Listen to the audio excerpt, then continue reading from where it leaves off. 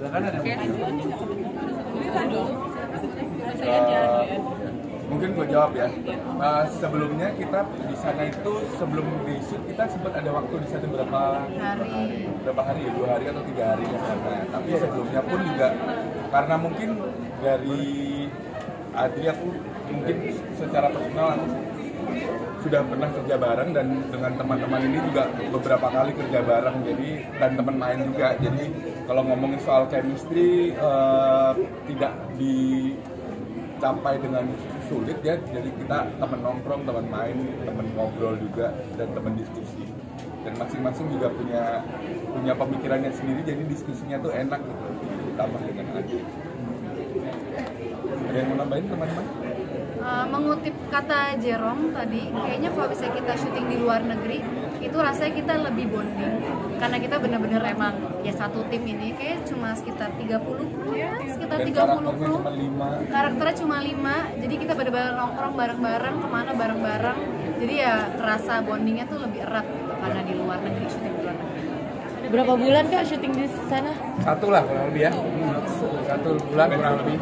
Pengennya sih 3 bulan ya. Ya pengen ya. Tadi kan syuting yang paling berkesan dari masing-masingnya sana.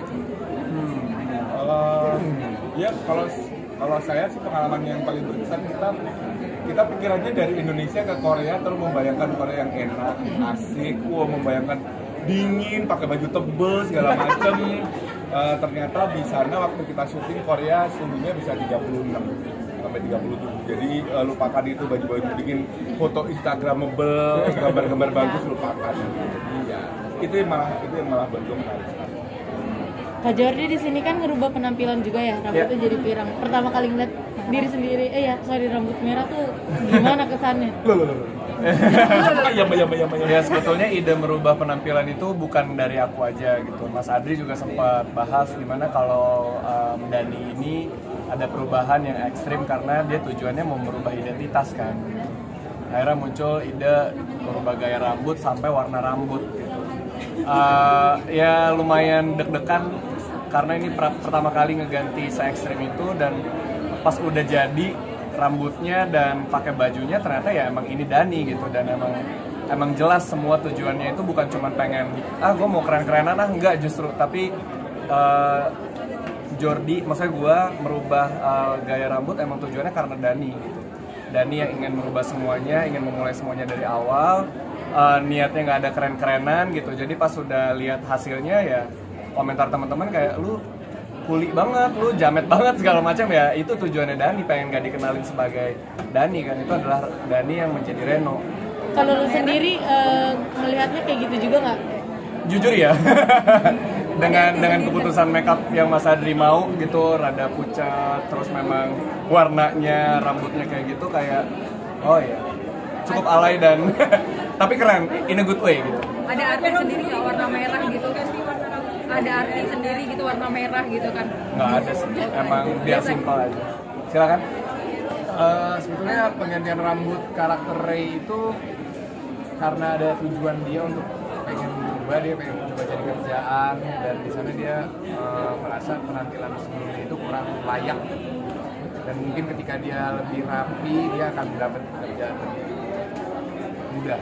Lu Tasya sama Jerome kan udah beberapa kali nih syuting 14 juta banyak banget, miliar triliun syuting di Korea. Mungkin ada hal yang berkesan nggak syuting selama ini di Korea, dan selain mungkin belajar bahasa Koreanya gitu, mungkin dari makanannya atau mungkin sempat travelingnya atau gimana?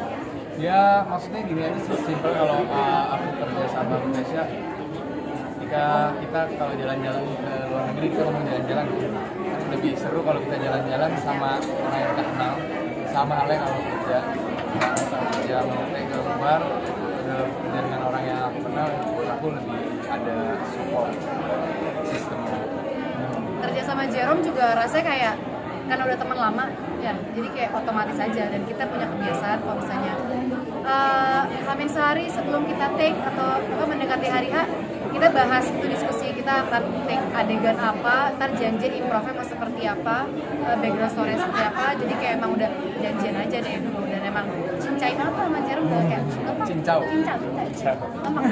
Kak Jordi, kan ada adegan kakak yang ditampar sama Kak Putri Marino, itu gimana saat syuting? 14 kali ditampar. Atau retake-nya berapa kali atau ada Itu beneran apa gimana? itu salah satu scene yang memorable karena banyak ornamen-ornamen yang kita temukan justru di set.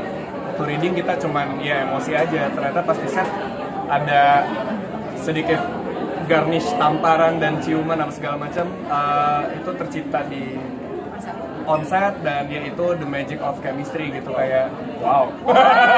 Ya maksudnya itu sangat berkesan lah gitu. Akhirnya beradu acting sama Putri Marino dengan level kedalaman emosi yang lebih dalam lagi dan sama Mas Adri lagi. Kak Jordi, soalnya ada yang mau tanya sini Kak. Hai. Nanya kalau misalnya semuanya bisa kopi sama karakter kalian pengen apa? Oh, menarik.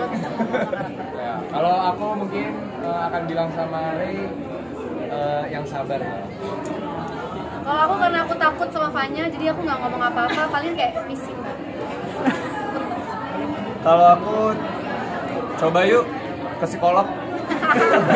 Udah nggak mahal kok psikolog sekarang gitu. Karena kalau nggak kesana, cycle-nya akan terus terjadi gitu. Kalau gue, Anto tetap jadi orang yang baik dan berguna ya. Lagi ya, gue pengen lagi Kalau deh. dari Paraka sendiri pernah ngalamin di ghosting nggak sih kalian? Ghosting.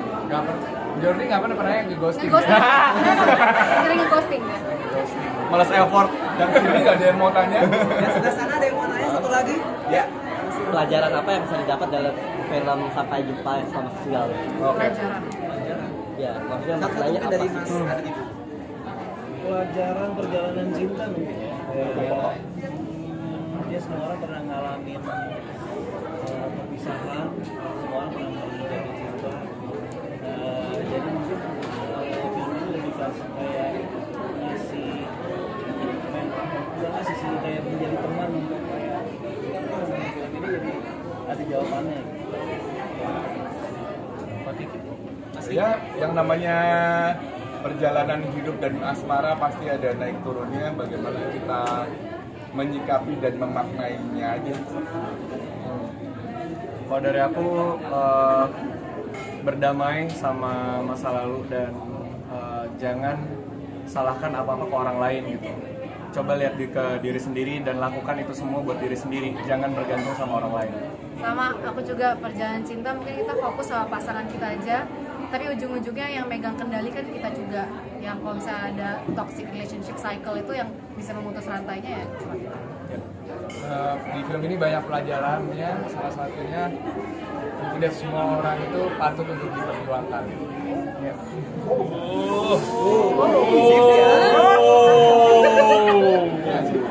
Banget Kakak Jerome dan Adri. Bukan hal yang relate kan Jerome ngomong begitu. Lihat film. Tadus?